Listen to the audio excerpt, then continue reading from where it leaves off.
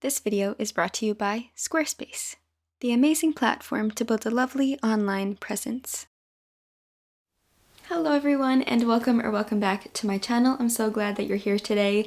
So at the end of 2022 into 2023, I have been dealing with the biggest reading slump of my reading career, of my life, and I am honestly quite tired of it. So I have made a spring TBR for myself. I'm not normally a TBR kind of person, but I felt that curating a list of books that I'm currently reading, want to finish, and also am looking forward to reading, and also books that are perfect for the springtime because I do love seasonal reading, I thought making a curated list might help me with my horrible reading slump that I've been in. One of the contributing factors to this slump is that I am currently writing my own novel and illustrating this novel, and so that has taken up every ounce of my brain energy recently, and so I have just been focusing on writing and not so much reading lately, but I do want to try and find a balance between reading and writing, and I hope that I'm able to do that and that this TBR will help. So I am in the middle of a bunch of books. I have books from all different genres that I want to read and talk to you guys about, and I love watching TBRs. I love seeing what other people are reading and are interested in, so I hope that you find something that piques your interest, and if you have read any of these books, I would love to know your thoughts on them and if you think I should definitely read them. And yeah, so without further delay, let's just start talking about the books that I want to finish and hopefully read sometime in the springtime, but knowing me, I will probably not read all of these books because I am unreliable. I'm an unreliable narrator. I'm an unreliable reader. The first one I am currently reading and I'm currently filming a vlog about, which I am so surprised at and I'm enjoying it so much. It is my least favorite classic and we are reading it for the Game of Tomes book club, and that is The Catcher in the Rye by J.D. Salinger. I first read this book in high school and I hated it. I despised the main character, Holden Caulfield. I thought that he was so horrible, so unlikable, and I just did not enjoy it. And so I, for the rest of my career as a reader, have dubbed this my least favorite classic. And what I was so excited to do is to, Emma and I, make it a part of our book club and reread it. I want to reread this book with the intention to see if I still hate it or not. And I'm really liking it. Not to spoil or anything. I am not very far in. I am on page 14 and I'm enjoying it. I honestly am concerned for my own well-being. Like, someone please call a therapist because I was not expecting to like this as much as I am. To push it even further, we just finished David Copperfield's by Charles Dickens for the month of March, and I was expecting to love David Copperfield. I have it right here, so let me just grab it. So here's David Copperfield. I was expecting to love this book, and I just did not. I don't know why, I just didn't get on with it, and I am devastated. I'm sorry, Dickens. I really feel like someone needs to call a therapist because why did I not like David Copperfield, and why am I liking The Catcher in the Rye more? Like, someone please help me. This is a cry for help. But anyway, so The Catcher in the Rye. I love Holden's narrative voice. I feel like the way that J.D. Salinger wrote his character, it's just so brilliant, and you can tell that it's a mastery of understanding a character because the way that he writes in Holden's perspective genuinely feels like we are listening to a 17-year-old boy talk about his childhood, and I just am enjoying it so much. I showed you guys on my Instagram that I am tallying the amount of times. This is also a secondhand copy that I found and someone got pen in it. I am also annotating, but yes, anyway, so that's what the blue is. But I am tallying the amount of times that Holden says the word phony. So far we are at 5. We are at 5 phonies. I'm really enjoying this, so I'm excited to keep filming my vlog for it and then hopefully upload that for you guys quite soon. Hopefully I will be able to finish this very soon. We'll see. I have been so slow with my reading lately. The next book I'm currently in the middle of and I am currently loving. I am taking my very sweet time with this book. Number one, because I want it to last, and number two, because I have just not been reading a lot, and that is The Winners by Fredrik Backman. You guys know, if you watch my videos, I talk nonstop about Fredrik Backman. This is the third book in the Beartown series, one of my favorite series, and I am loving it. It is breaking my heart, and I want to keep reading it. Don't really want to finish it because then it's going to be over and that's just sad, but I'm really enjoying it and so I'm excited to keep reading it. So this is of course on my TBR because I am in the middle of it. I'm not very far in, but that's okay. I want to take my time with it and just appreciate every single page. The next book that I'm currently in the middle of is a little poetry collection by Fernando Pessoa, and that is I Have More Souls Than One. I am really enjoying this as well. Again, not very far in. I have been in the mood to read more poetry lately. I think what is going to help me with my reading slump is reading from different genres, reading from different age groups, reading different lengths, just keeping it fresh, keeping it fun. And so I have a little poetry collection. This is from the Penguin Moderns, the little Penguin Moderns. This one is number 19, and I am on page 12. I have not read too much of it, but I'm really enjoying it, and I'm really liking Fernando Pessoa's voice, his poetic voice, and I am excited to keep reading from him. I do have the Book of Disquiet, which I would love to read. I was going to put it on this TBR, and then I wasn't sure, but I would really love to read the Book of Disquiet quite soon, but I'm going to finish this first and then see how I feel about that, maybe give myself a little break, I don't know, but I definitely want to finish this one. I'm loving it so much. I have heard nothing but amazing things about Fernando Pessoa's writing, and I can now say that I agree. So I'm really enjoying this. If you want to dabble in some different poetry or some poetry in general, I think the Penguin Little Black classics and the Little Mint classics are great ways to start and dabble into a writer's writing if you're new to them, which I always love doing, so yes. The next one I just recently purchased last week, and I am listening to the audiobook because the audiobook has a special narrator, but that book is Poison for Breakfast by Lemony Snicket. I love Lemony Snicket. I love the series of Unfortunate Events books, and this is Lemony Snicket's newest book, but I think it's adult because it was kept in the regular fiction section at the bookstore. The inside flap says, "Poison for Breakfast is a different sort of book than others we have published, and from others you may have read. It is different from other books Mr. Snicket has written. It could be said to be a book of philosophy, something almost no one likes, but it is also a mystery, and many people claim to like those.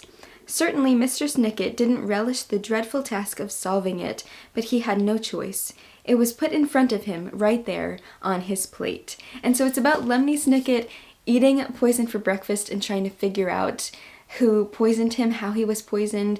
He was left a note saying that you were poisoned, so he doesn't know who left the note.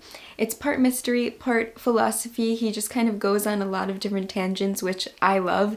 And I love Lemony Snicket's narrative voice. I think he is so clever, so funny, and he creates such wonderful stories. I was going to physically read it, and then I saw on Libby, the audiobook app that I use, that it is narrated by the actor that voices Lemony Snicket in the new Netflix show for the series Unfortunate Events, and I don't remember his name, so let me look it up. It's also from Recorded Books. I was just listening to it while I was getting ready this morning. It is narrated by Patrick Warburton, and he is doing a fantastic job. I'm really enjoying the book, and I love this cover design as well. I think that's such a beautiful cover, and how his name is in gold foil, and also part of the leaves. I love gold foil. Put gold foil on a book and I am sold. So yes, I want to finish this one. I'm really enjoying it, and we'll see how Lemony Snicket was poisoned. I have many other books to tell you guys about, but before I do that, a quick word from our lovely sponsor, Squarespace.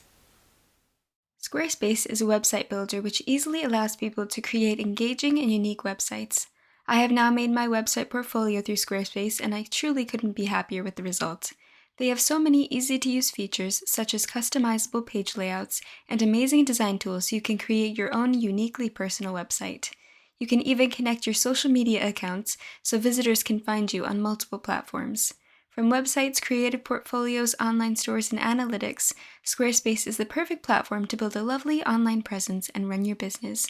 So head over to squarespace.com for a free trial, and when you're ready to launch, go to squarespace.com/CarolynMarieReads to save 10% off your first purchase of a website or domain.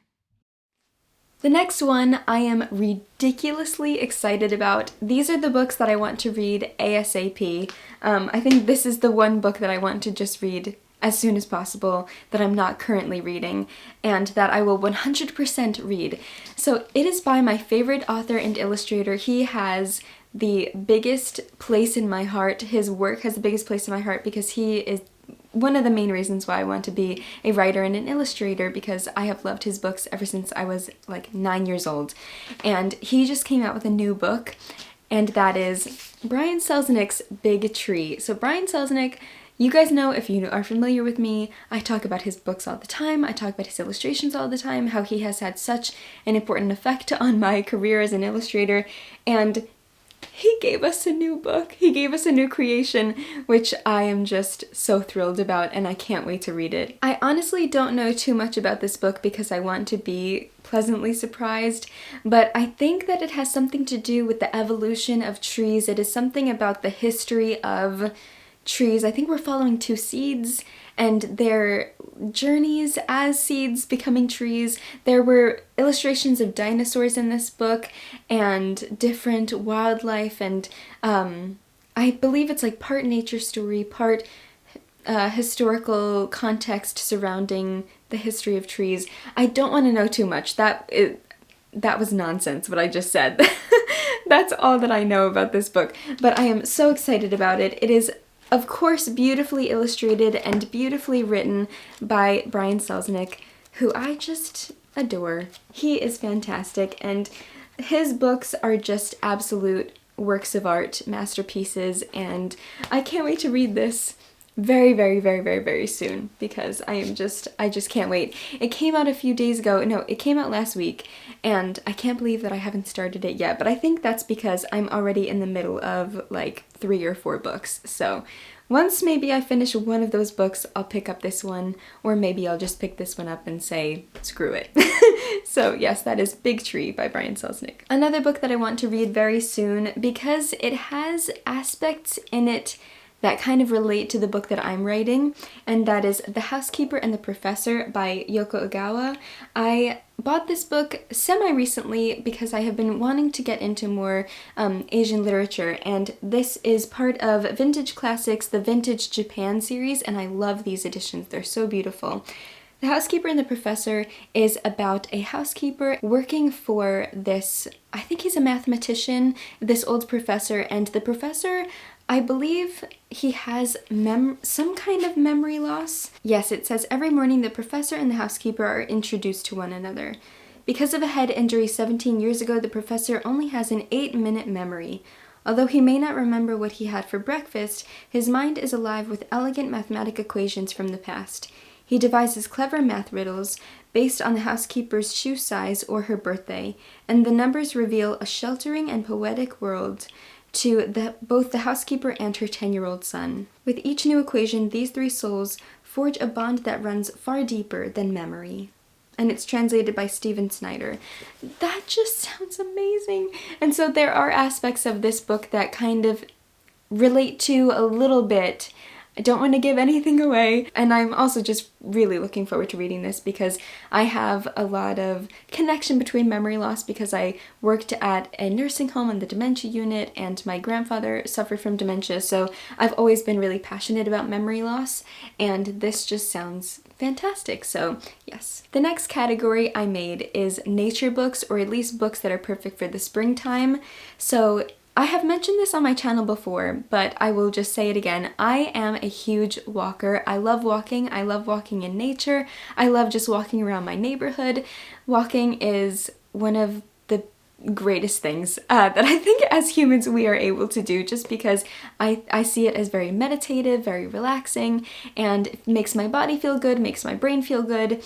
And so I have a book, The Joy of Walking, which I bought, I want to say like 2 years ago, and I haven't read it yet. And this is selected writings edited by Susie Cripps, and this is a collection following different writers, I believe. Yeah, let me just read the back. So it says, "The joy of walking brings together essays, fiction, and poetry which celebrate the simple act of putting one foot in front of the other. Walking has long been a source of inspiration and creativity for writers, many such as William Wordsworth and Walt Whitman." If you know me, I love Walt Whitman. "Extol the virtues of walking in the countryside, either alone or in the company of friends, whilst others, such as Charles Dickens and E.M. Forster, who I also love, explore the thrill and dangers of moving about the city. For women writers such as Emily Bronte and Elizabeth Gaskell, they show walking to be a route to freedom and privacy, and many describe how walking can be healing, surely a valuable lesson in today's frantic world." That just sounds perfect. We have classic authors who, as you can see from behind me, from my On the Page series, I love classic authors that are talking about the joy of walking. Now, I feel like this is just my perfect book and I just need to start reading it. I also think it's one of those books that will be nice to just dip in and out of, there we go. Dip in and out of. So yes, very excited to read this one, and I think springtime would be perfect. So hopefully I get to actually start reading it soon. The next one is one of my favorite nature writers. I love his books so much, and he is just such a great person. I love listening to him speak. I watch so many of his videos on YouTube, and that is Robert Macfarlane's Ghostways. But this is also written by Robert Macfarlane, Stanley Donwood, and Dan Richards. It is Two Journeys in Unquiet Places, and it also is illustrated, as you can see, which has beautiful ink illustrations. And this book, let's see, a hauntingly beautiful diptych of works inspired by Robert Macfarlane's travels with celebrated collaborators to two eerie corners of England. I don't want to know, I just hit my chin.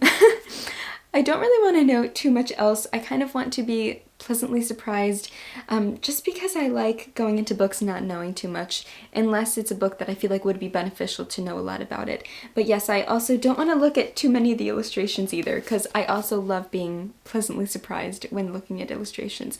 So I'm really excited about this one. It sounds fantastic, it looks beautiful, and it's written by one of my favorite writers, so I think it's going to be a wonderful reading experience. The next one I featured in a video I did about underrated classics. Now, this author is not underrated. At least she is for me. I don't hear about her a lot, or I hadn't heard about her in my childhood because she is an English author, and I guess in America we just didn't know about her as much as English children did, or children in Europe, and that is Enid Blyton, and this is her nature stories.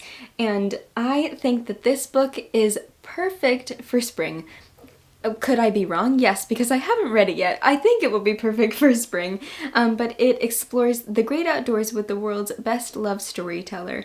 Meet the crab looking for a new shell and the bat who befriends a dormouse. Travel from forest to riverbank, back garden to beach in this wonderful collection of stories that celebrate the natural world around us. I think that this is going to be such a lovely read and perfect for spring. So I also think because it's a short story collection, again, it'll be nice to dip in and out of and to just take my time with and enjoy even through the summer, because it's nature stories, so not even just for spring. So very excited to start this one and read some Enid Blyton. I would love to read some of her other series as well because they sound wonderful, and I know so many of you guys love her writing, so very excited. The next category that I have is poetry, or at least poetry from one of my favorite poets that I want to keep reading from, and that is Mary Oliver. I have been reading her devotions, which is this book. I have been reading devotions since I think the beginning of 2021, and I am making my way through it. I like taking my time with poetry, so I don't feel like I'm in a rush to finish this, but I do just want to put it on this list to keep reading it. Also, Mary Oliver always reminds me of the springtime and the summertime just because her nature poetry is so beautiful. My stomach keeps making noise. I'm gonna have some breakfast after this, but oh my gosh, please be quiet. She writes about nature and the seasons so beautifully, and it always I don't know, I just always associate the spring and summertime with Mary Oliver poetry. So this is the first poetry collection that I'm in the middle of hers. And then I've also been in the middle of this one, which is New and Selected Poems Volume 1 by Mary Oliver. So this is just more of her poetry. Devotions is a big selection from smaller collections, if that makes sense.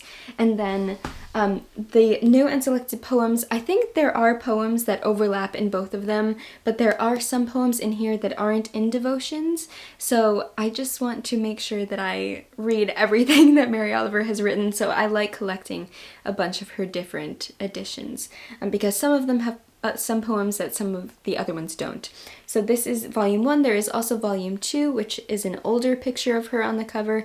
So I just like how we have different volumes from her. I think that that's so nice. So yes, I am in the middle of this one as well. And then if I do want to feel like I am progressing and I want to finish a book, then I do have a smaller collection of hers, which is called 1,000 Mornings. And I love that title, 1,000 Mornings. I just think it's so beautiful. Mary Oliver is known as being a morning person. She has a poem, I believe it's titled Why I Wake Early, or is it a collection? There is definitely a poem, Why I Wake Early, and it's so beautiful. And I am a night owl to my core, and I think I always will be a night owl to my core, but there is such a big part of me that wishes I was a morning person and that tries to be a morning person. So yes, I think Mary Oliver is helping me want to be the morning person that I have always dreamed of being. But yes, so if I want to actually finish a collection and not just stay being in the middle of those, and feel like I am making progress, I am finishing books, I'm not just in a constant slump in the middle of books, then we have a smaller collection. So if you are new to Mary Oliver, I think Mary Oliver is a perfect poet to read if you are new or at least nervous about poetry, because her poems are so easy to just fall right into, understand. You don't need a literature degree or a degree in poetry. You don't have to have studied poetry to read her poems, which I really appreciate. So yes, Mary Oliver, love her so much. We'll never stop talking about her. The next category is plays. So again, I want to try and juggle different genres, different formats, different page lengths. So I think that some poetry will help me, and then something else is plays, because I haven't been reading a lot of plays lately, and I love plays. The first one is The Tempest by William Shakespeare. I have been wanting to read more Shakespeare. This cover is also giving me spring and summer vibes, so we will see if that is actually accurate. I have never read The Tempest before. I love Shakespeare, and I'm very excited to read it, so hopefully I will. The next play is Waiting for Godot by Samuel Beckett. I have been telling my friend Anna that I will read this play, I think for like 3 years now, and I still haven't read it. I don't know why. It's one of her favorite plays, and she always talks about how much she wants me to read it, and I am a bad friend and I just haven't read it yet. So I put it on this list to hopefully read it soon, and then I can go to her and tell her that I read it, and then we could talk about it. She is actually currently reading Anna Karenina because of my love for it. Her name is also Anna, so it's just perfect. But I feel like I need to thank her and read one of her favorite books. So I want to read Waiting for Godot. This is also one of the most iconic plays. I know that so many people love it, and it's one of those plays that I feel like it is kind of, when you finish it and you're like, what did I just read? Which I love those kinds of books, so again, hopefully I'll read it soon. Next we have another classic author that I just mentioned before, and he is always one of those authors that I associate spring with, kind of like Mary Oliver, and that is E.M. Forster. I have his Passage to India right here. This is one of the vintage Penguin Modern Classics editions. They're just so beautiful, and I have not read A Passage to India yet, but I love his other books. I have read so many of his other books. He's one of my favorite classic writers, and I really want to read A Passage to India, and I feel like it would be a good book for either spring or summer, depending on whenever I get the chance to read it or whenever I have the time to read it. It is also one of his most famous works, or his most famous work, kind of after or at least tied with A Room with a View, which is probably my favorite book of his. Also Morris, and also Aspects of the Novel, which is a nonfiction book, but yes, I love his writing. I think he's wonderful, so hopefully I will read this soon. I have a weird feeling that I'm not going to read it. Carolyn, prove yourself wrong. The next book is by my favorite YA author, and that is I Was Born for This by Alice Oseman. So this is a book that I put on the list if I need a read that won't take too much energy, that I can just read and enjoy and fall into and just fly through. I love Alice Oseman, and this is the next book that I have to read because I've been trying to read Alice's books in order of publication, and I think that I'm just going to love this one. The next book is the opposite of an easy read, and that is our next book for the Game of Tomes book club, The Brothers Karamazov by Fyodor Dostoevsky. So I have been wanting to read this book for years now, and it's finally going to be happening in May. That took me way too long. Had to go through the months in my head. Oh my god, that's embarrassing. Anyway, so yes, The Brothers Karamazov. I'm terrified. I'm very excited though as well. I know that you guys are very excited to read this with us. I'm very excited. I'm very nervous. We will see how it goes. But I put it on this list because it is going to be a book that has to be read in the spring and summertime. So yeah, I don't have too many thoughts about this yet because I haven't read it yet. All of my only thoughts about this book is I'm scared. And that's it. So yes, that is the last book that is on my spring-summer TBR. Okay, so these are the 17 books that I want to read in the spring or summertime, and I just think making this list will be very beneficial because I think I need a solid list to help me get through it, man, and to know specific springtime books that I want to make sure that I read for the certain season, which I do like seasonal reading, as I said. So anyway, enough blabbing from me. Send me all of your positive reading thoughts and encourage me to read because I need all the encouragement I can get. So I hope that you enjoyed. If you, like I said at the beginning of this video, have read any of these books and like them or have thoughts about them, definitely share that with me. I would love to know what you think about these books. And I hope that if you are also trying to curate a spring-summer TBR for yourself, that this was maybe helpful and you found something here that you'll add to your list. So that is all for me today. Thank you so much for watching this video, and a huge thank you to Squarespace for sponsoring this video. I highly recommend you guys check them out in the description box because they are such a wonderful platform and I love working with them. So I hope you're having a lovely day or night wherever you are, and happy reading.